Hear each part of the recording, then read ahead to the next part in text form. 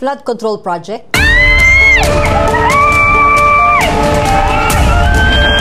Ghost nga ba? Saan napunta ang bilyong-bilyong pondo na inilaan dito?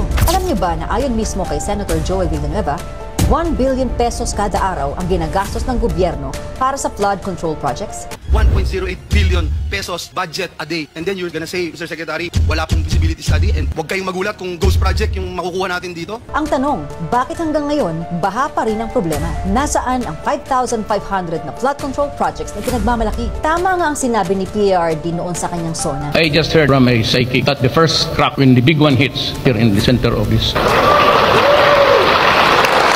Philippines is so corrupt, it's so lousy that if you kill all congressmen, senators, and the president, we will have a new day. Kung ganito kalala ang korupsyon, dapat seryosohin natin ang investigasyon. Ang pera ng taong bayan ay dapat ibinabalik sa serbisyo, hindi sa bulsa ng mga tiwaling opisyal. Ako po si Mocha Uson, ang boses ng ordinaryong Pilipino.